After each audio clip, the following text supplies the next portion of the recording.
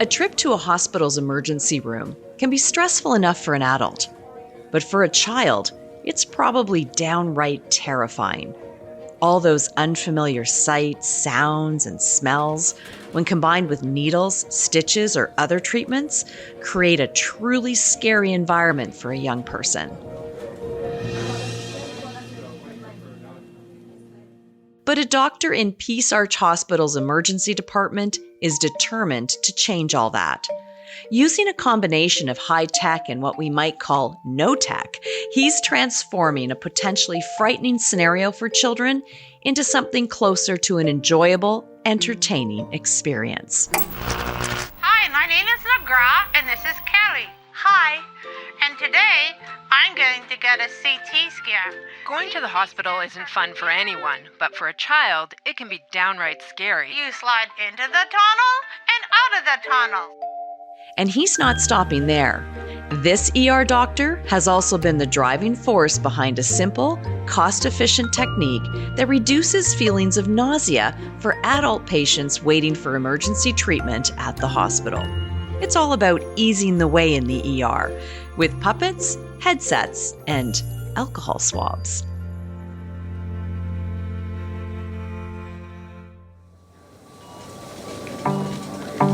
This is The Power to Heal. In this series of podcasts, we'll focus on the many innovative ways Peace Arch Hospital, located in White Rock, British Columbia, Canada, has been an integral part of its community. We'll take you behind the scenes of the hospital's dynamic fundraising arm and talk to those who are instrumental in creating new initiatives to help this important healthcare facility grow and evolve along with the town it serves.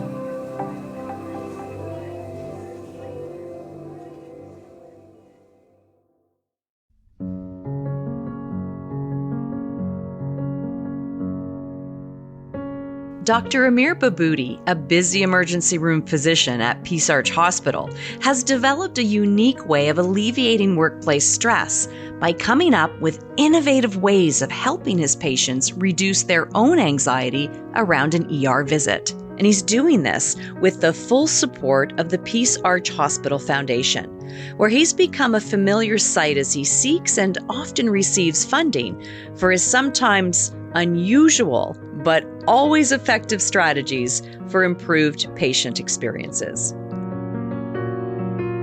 In this episode, you'll be introduced to not only Dr. Behboudi, but also his infectious laughter, just one of the many ways he helps bring comfort to distressed emergency room visitors. You'll also meet Stephanie Beck, the CEO of the Hospital Foundation, that has been so instrumental in turning Dr. Behboudi's inspirations into reality. Dr. Behboudi and Stephanie are joined by Power to Heal host Lance Peverly, a journalist and former editor of the Peace Arch News, and a longtime resident of the White Rock, South Surrey area. Dr. Behboudi, you built a bit of a reputation in our community for bringing puppets, robots, virtual reality headsets, and much more into the emergency room of Peace Arch Hospital. What's going on here? Well, Lance, this kind of dates back to about 10 years ago. So the story is this. Me and my family went to Great Wolf Lodge Hotel. And if anybody been there, they actually created a very fun environment for kids. So it almost looks like a Vegas for kids, you know. On top of it, it has the pools. On the bottom has the arcade machine. So the kids get this magical wand. And on each floor of this hotel has this quest. So it wasn't uncommon to see kids dragging their parents at 11 at night going from quest to quest. So then I said, well, why can't we have that for the kids in our hospital? So that's how this journey of trying to make the kids' experience better started from Great Wolf Lodge 10 years ago. Oh, that sounds amazing. That sounds almost like something they'd look forward to then, or at least not shy away from. Yeah, so like typically when the kids coming to the ER, especially they're in some kind of a stress, either physical stress, mental stress, and then also add to the scariness of the hospital too, the strange smell, the weird sound for the kids. So the whole idea is that, like, what can we do to make the kids experience better? Like, what can we do to make it slightly better for the kids, and actually maybe just move the pendulum and make it a bit more fun for them? You've been quoted as wanting to create a pain-free ER, especially when it comes to your youngest patients. Can you talk a bit more about that and give us some examples of how you're turning a potentially scary situation for a child into an enjoyable experience? Of course. So again, this dates back to about 8 years ago, just looking for tools that I can bring to the ER for a patient. And then one of the Christmas back then, so this is 8 years ago, I bought one of these headset machines. And it's an old school that you put in your phone, and I got this free roller coaster app, and we tried it at home, and it was pretty fun. And then I had this young girl that came in with laceration or a cut on her chin, and she was quite scared. Rightly so. In the ER, we have medication to take pain away. Yes. So in that scenario, we used numbing cream. So I knew that she doesn't have pain, but she was quite scared of the situation. So I actually asked the parents' permission that if I can use this headset on her, and they agreed. So I used it, and she was completely immersed in this roller coaster ride. A few years ago, Peace Arch Hospital agreed to try out a non-medical solution. We're gonna get you to go on the roller coaster ride, okay? Good man. A virtual roller coaster. Welcome to the world of distraction therapy. Just so I'm clear, this is virtual reality. This isn't just audio, right? This isn't just music distracting her. So just to back up, it's a headset that you wear. So back then, the technology it's in infancy. So we actually used to put our phone inside the headset and then close it. On the phone, there were these free apps. So yes, correct. So it's actually wearing this device and then physically wearing it compared to hearing it. Now, again, this roller coaster ride also have sounds too, so it's like visual and audio, but yeah, it's like a physical device that you wear. So completely distracting from what's actually being done to them. They're focusing on that rather than any of the procedure that's being involved. Exactly right. What we found is that when the kids are distracted, so example, anybody who has kids and have video games, when the video game is on, the kids are gone. You can tell them come in for food or whatever, they're fully immersed in it. So that's what we used back then. And while she was watching this, I managed to sew her up. And the funny part, Lance, was that the nurses were actually calling each other to come and watch this because she had this smile on her face with the headset on and completely a different child. So you're calming the child. I imagine this has potentially calming effects for nervous parents and guardians as well. Of course, yes. Actually, it can be opposite effect too. When the parents are calm, the kids become calm. When the parents are anxious, so it's kind of a feeding back to each other. So the whole goal is to have this calming environment for both. If the parents see that the child is sitting there and smiling, they're going to calm down too. Versus like the child is crying, we are holding them down, stuff like that. So definitely.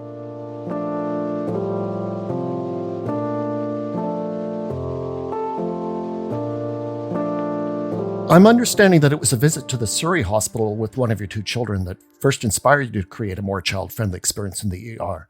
Can you tell us a bit about that? Of course. So this is about 6 years ago. My son actually got an infection on his neck, and he was admitted to the Surrey Hospital, which is roughly about 20 minutes from us. And he had to get an intravenous to have antibiotics. And at that point, I came across what's called child love specialists. So these are individuals who actually train on how to communicate with kids the effective way to let them know what's going to happen, and at the same time distract them and make the whole journey fun. So I saw that while they were starting the IV, my son had this like a bubble gun. So he was spraying bubbles and smiling and laughing, and at the same time, they managed to get the IV in it. So it was quite powerful too. So I was determined to have similar service at Peace Arch. So I went after it, but because Peace Arch is smaller, we couldn't secure the funding for it. So I said, well, what's the next step? So I managed to meet with one of the child life specialists and actually come up with common scenarios that kids may face in our ER, like common scenarios that might be stressful or painful. So we managed to come up with 5 things. One of them was starting an IV, getting blood tests, putting the child to sleep, to like set their wrist up, getting a CT scan and ultrasound. And we actually wrote scenarios for it and invited one of the ventriculists to act those scenarios and teach and kind of explain to kids what each scenario means and what to expect. Well, none of them would be particularly calming for an adult to go through, I can only imagine. Just so I understand, Sir Memorial Hospital, it has a pediatric unit, correct? So I assume it has more child patients. How does that compare to Peace Arch? Correct, yeah. So in BC, we have Children's Hospital, which is in Vancouver, and then Surrey Hospital that has ER for adults and ER for kids. And actually, the last update was that Surrey Hospital actually sees more kids than BC Children. So this is significant. I had no idea. Yeah. Hello, Pepper. Tell me what you'd like to do. Say one of the options. Do something fun. Great. Here, which one? Freestyle. This is one of my favorite.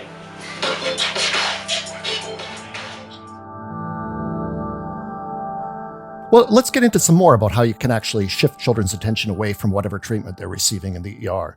Starting with something I think I would have loved on one of my very first overnight stay at Peace Arch Hospital, such a long time ago. Tell us about the interactive robot named Pepper. So again, Pepper was one of these tools that we were searching to find for kids. And I was in Toronto in the conference and saw this robot greeting people, and then brought this idea to Peace Arch and managed to secure funding to buy Pepper. We use it in various projects, but one of them was to kind of explain to children, similar stuff like what to expect, where the x-ray is, where's the ultrasound and stuff like that. Well, who writes Pepper's scripts? Like, how do you come up with the explanation for what they're going to tell the child? Yeah, so the way that is set up, each group that was looking to do project with Pepper, it was very simple. So depending on what project Pepper was going to be involved in, we wrote what Pepper gonna say. And then on this robot's chest, there's actually a screen that they can show, like it has audio, visual, you can put in videos, stuff like that. So whoever was involved in doing project that required Pepper were also involved in creating that scenario for them. Wow. Did you involve yourself in it then? Or did you get to write some of the dialogue that Pepper would say? Yes, some of them, yes. Yeah, for sure. Do you recall what Pepper the robot cost in the beginning? So this goes back, I think, about 8 years ago. And back then, I think it was around maybe between 10 to 20,000 then. So now, things are cheaper and much more advanced now. Well, this sounds like a good time to bring Stephanie Beck, the CEO of the Peace Arch Hospital Foundation, into the conversation. Stephanie, the foundation has funded several of Dr. Behboudi's initiatives, including Pepper the Robot and the virtual reality headsets. I'm intrigued by your support for these projects, as most of the conversations we've had on this podcast are about raising money for equipment or initiatives with clear medical applications. What did you see in these requests that align with the foundation's missions and goals? Well, thanks. Thanks for having me on today. So, we first started working with Amir a number of years ago with a number of his projects. And what we really like about Dr. Behboudi's projects is they're clearly very innovative, and they are working to make our patients feel more relaxed during their procedures in the ER. And certainly, even though Peace Arch Hospital doesn't have a pediatrics unit, 20% of the patients in our ER are pediatric patients. So when you have an emergency at home, you will most likely go to the nearest ER. So the general public usually is not informed enough to know, for instance, that Surrey has a pediatric ER specifically and that Peace Arch doesn't. When you're in an emergency situation, you just want to get your child the help as quickly, to the closest hospital. Yes. So consequently, 20% of the patients that we're seeing in ER are pediatrics. So we don't have a pediatric specific ER, but we do have emergency room physicians who work with children as well. And Amir is one of them who's very passionate about being able to help the kids that do come to our ER and make sure that they're as comfortable as possible. And a number of these initiatives are very helpful to our patients to decrease the stress that they are experiencing. As Dr. Behboudi mentioned, people are under emotional stress, physical stress, mental stress. They're feeling very vulnerable when they're coming into the ER. So if we can get those kids feeling comfortable and be able to provide those procedures or those treatments, the stitches, whatever it is they need, it helps them recover quicker, and we're able to hopefully, get them back home where they can recover appropriately. So this is always something that we're interested in is the innovation behind Amir's ideas and how to make that patient experience the best it can be. I'm told it comes through the Hospital Foundation's Healthy Communities Grant. Yes. What is this program and who can apply for these grants? Yeah, so Peace Arch Hospital Foundation, our full name is actually Peace Arch Hospital and Community Health Foundation. So we have a granting program into the community where we want to make sure that we are investing in preventative health care in our community. We want you to use the hospital as the last resort. When you have an acute condition, that's when you come to the hospital. We're hoping that by investing in preventative care in the community, that we can treat a number of conditions or chronic conditions in the community so that people don't have to access our acute care services. So we grant to those organizations that do a lot of work in the space of wellness and health in the community. But those grants can also be accessed by our physicians and our medical staff as well for innovative programs within the hospital. And that's where Dr. Behboudi comes in. He has applied for a number of our grants to get the seed funding for some of these projects off the ground in our ER and in other spaces in our hospital as well. So we're happy to fund those projects with him.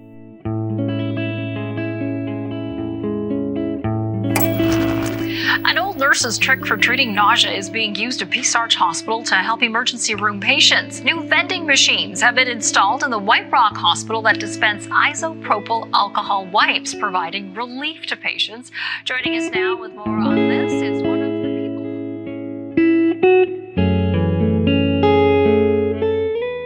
One of the most surprising projects I've heard being introduced for the comfort of the ER patients is the installation of isopropyl alcohol swab dispenser to counteract nausea. I had no idea there was a connection between one and the other. Dr. Behboudi, can you tell us how alcohol swabs make nauseated people feel better? Well, Lance, don't feel bad for not knowing that because some of my colleagues don't know that either. Yeah, so now about a year ago, I joined to do this quality improvement course. And part of this course was to bring a project. And this course gonna, help you with your project, teach you how to do it, and provide some funding for it.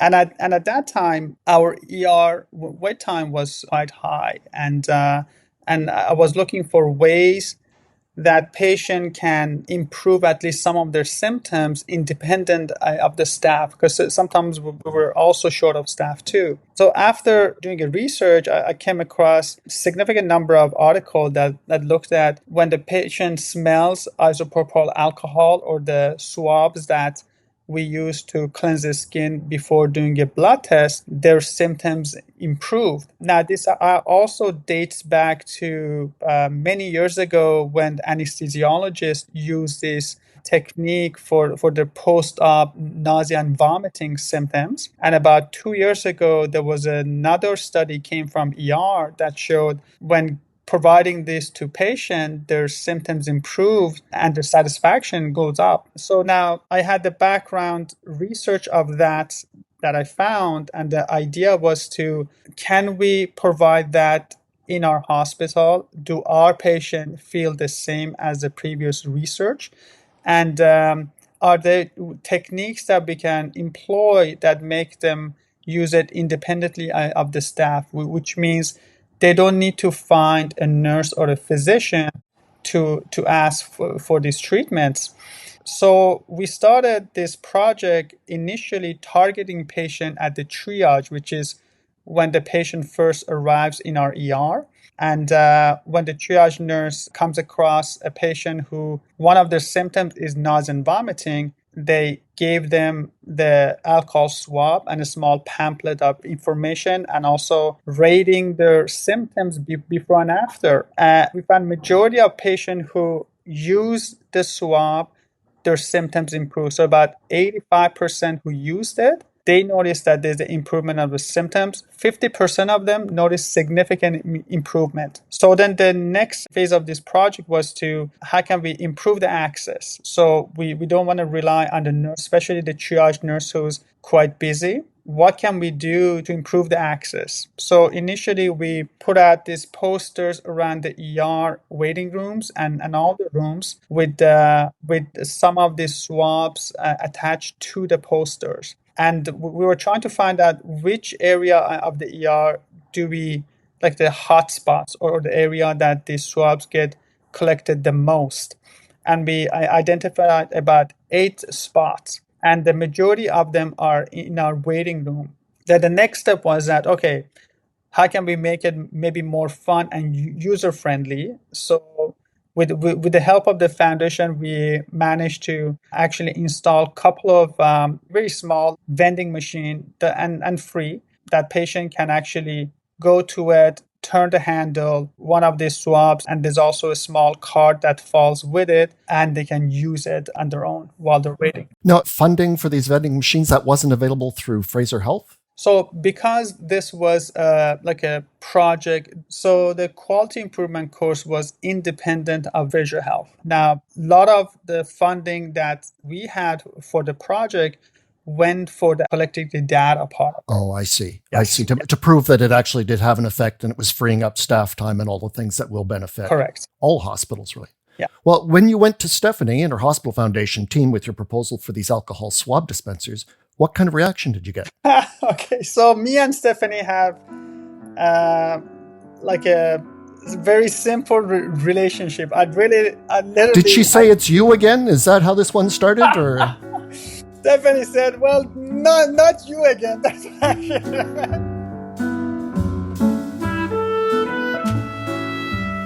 I think I emailed Stephanie, and then the few minutes later, she said, "Yes, we are in," and that was actually another more motivation for me to continue with it, knowing that when the project comes to a point that needs extra support, our foundation is there to provide that. Okay. And Stephanie, you can vouch for this. This was the conversation. Yes. Yeah, it was. We've partnered with Amir on a number of projects, and I've gotten to know his style over the last little while. Oh, I love He's it. not a paperwork kind of guy. So he comes to me with the idea, and then I do the paperwork around it and get the money for him to be able to get these projects off the ground. But I mean, we of course are really interested in this project because, it saves nurses time. We know that nurses are stressed, and we didn't have enough nurses in the ER. And I can personally vouch that I have used Amar's research on this, and that I have used those alcohol swabs, not while I was in the ER, but elsewhere. I was on a plane last week, and I actually had an alcohol swab, was not feeling well, used it. And it does actually remarkably clear up your system. How quick was it? It was very quick. Yeah, and I always have that in the back of my mind if I'm feeling, Amir says to sniff the alcohol. So, well, to be clear, it works. We don't want to have anybody sniffing alcohol unsupervised or unsafely. This sounds so potentially troublesome. The smelling of alcohol swabs to fight nausea is for only adult patients, is it? At this point, yes. But having said that, Lance, there has been study done on kids, and there's currently one one going to. So the previous study showed that it actually works in kids too, but the kids don't like the smell. So when we did our project at PSARG, we pretty much said non-pregnant adult can use it. And part of it is because there has been much study done on pregnant patient and this kind of treatment.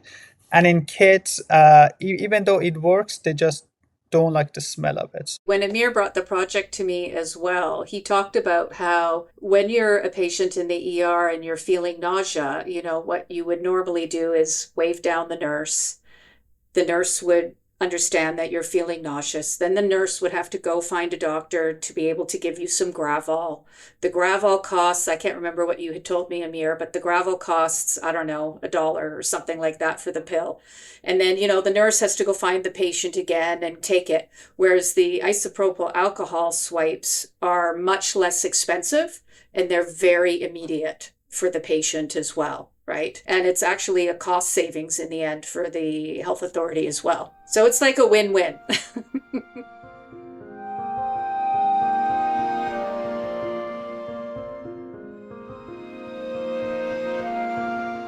Well, I want to bring it back to children for a moment here. I would be remiss if I didn't mention another of your projects intended to take away children's fears of a hospital visit.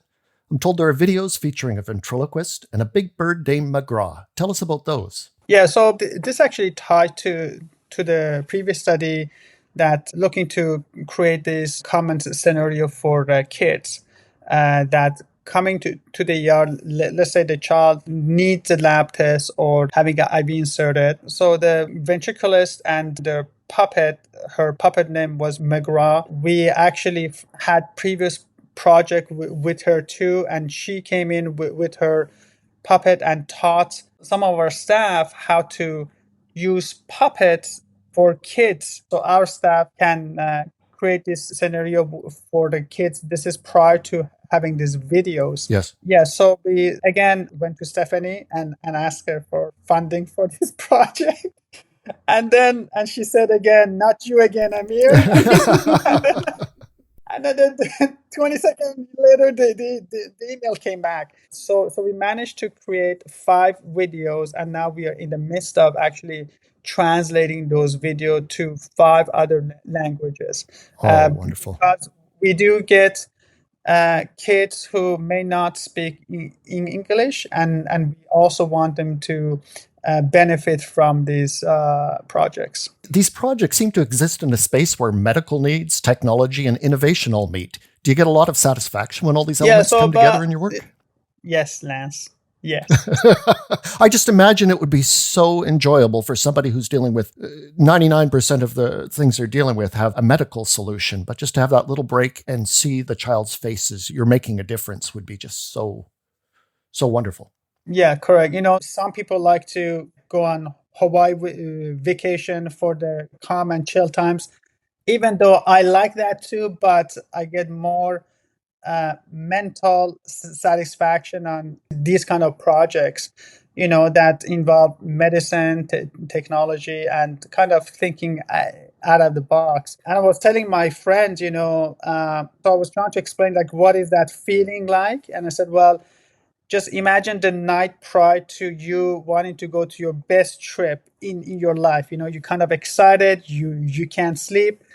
I get that feeling when I have a meeting about these projects, So when I'm trying to call Stephanie, the night before.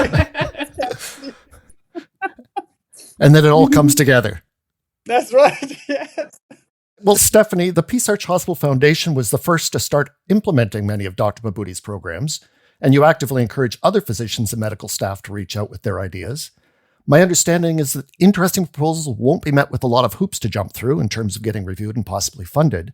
Take us through the process. What sort of initiatives catch your attention? Well, it's actually quite a simple process for our physicians to access. Really, what's harder is to get the physicians to know that there is a process to access this kind of funding for their innovative projects. But certainly, you can simply go online to our website under grants, and there's a whole granting section just for Peace Arch Hospital staff, medical staff, and hospital staff, and our medical technicians to be able to access that form. It's a very simple form. It's It's a couple of pages. You fill out your idea and your budget and get some of the approvals, making sure that we can work with Fraser Health to actually implement the project, because again, the foundation is separate from Fraser Health. We are a separate entity, and we have to work within their guidelines as well to make sure that the project that's implemented meets with all of their guidelines and etc. So certainly it's a fairly simple step to be able to do that. And we do have funding ongoing for these innovative projects. When it's Amir who's giving me a phone call, I know that, he and I just usually talk about the project, and I get the answers to those questions that are on the form, and I just fill out the form for him and get the approvals. And then we get going on whatever it is that needs to happen at our site to make that experience better for our patients.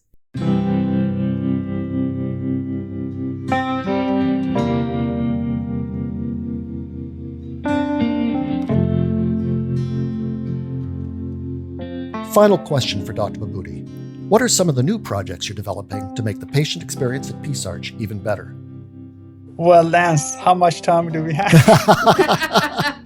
Okay, so I can tell you about another three of the, I find it very, very exciting.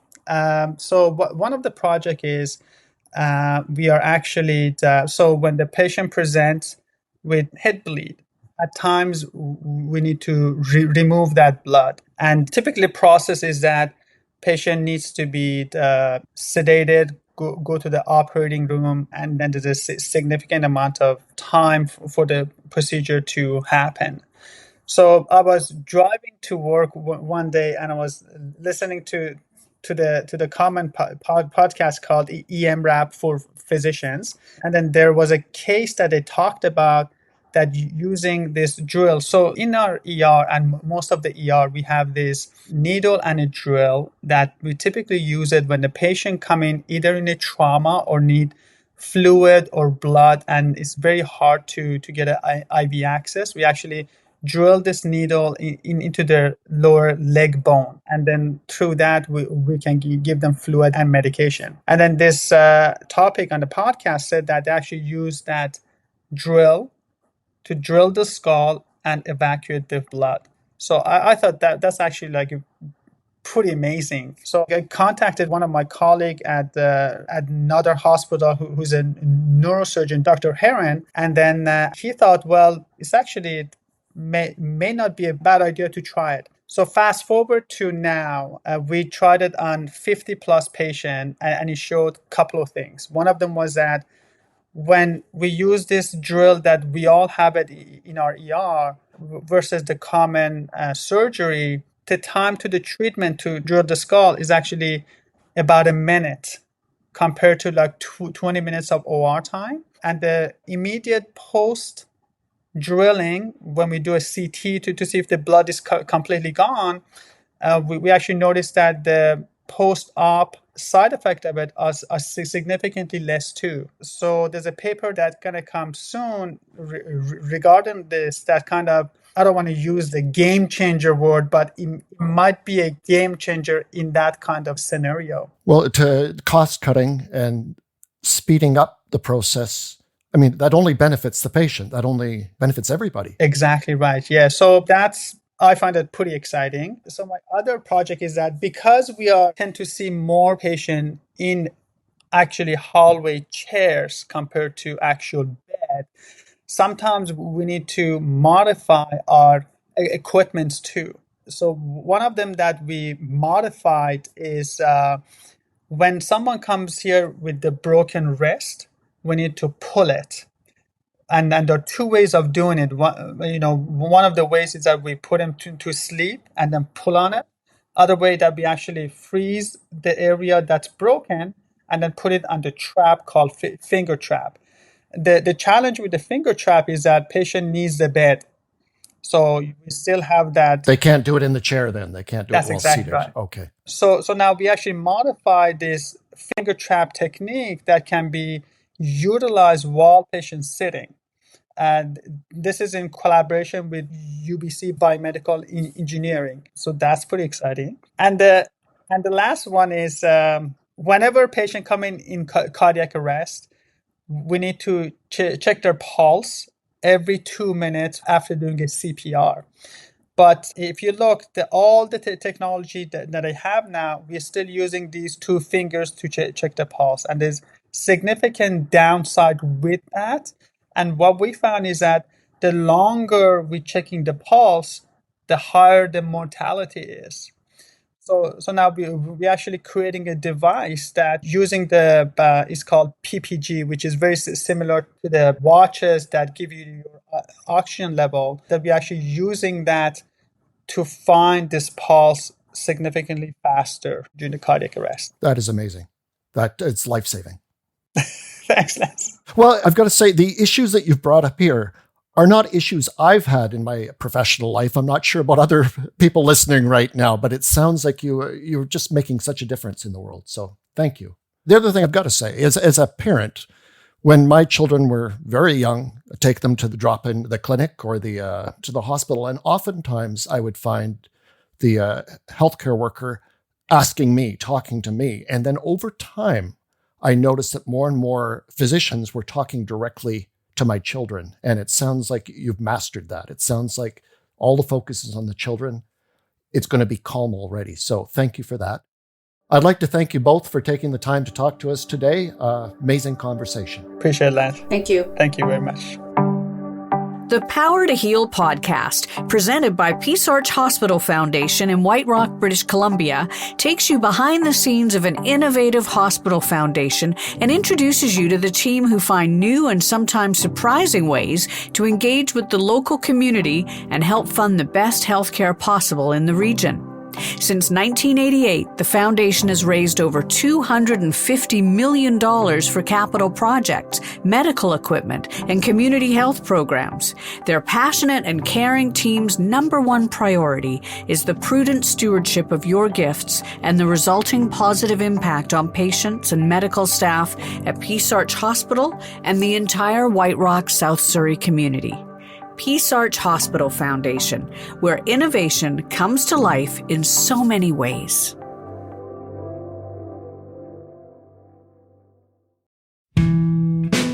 The simple act of giving is truly transformational. Every dollar we receive is enhancing healthcare in this community, whether it's supporting our capital infrastructure, the purchase of essential medical equipment, or funding a wellness program like stroke recovery or a children's club to encourage healthy habits and active play. Our wide range of giving options includes monthly donations, an increasingly popular and convenient choice that makes the greatest impact on your community hospital. You just sign up once and the rest is automatic, and that includes receiving a consolidated tax receipt at the end of the year. But no matter what giving option you choose, it all matters and it all makes a difference. Be sure to subscribe to Power to Heal wherever you get your favorite podcasts. Each episode brings you inspiring stories about the Peace Arch Hospital Foundation and its innovative approach to supporting better healthcare throughout the White Rock South Surrey community. Thanks for listening. Another Everything Podcast production. Visit everythingpodcast.com, a division of Pattison Media. Subscribe wherever you get your podcast.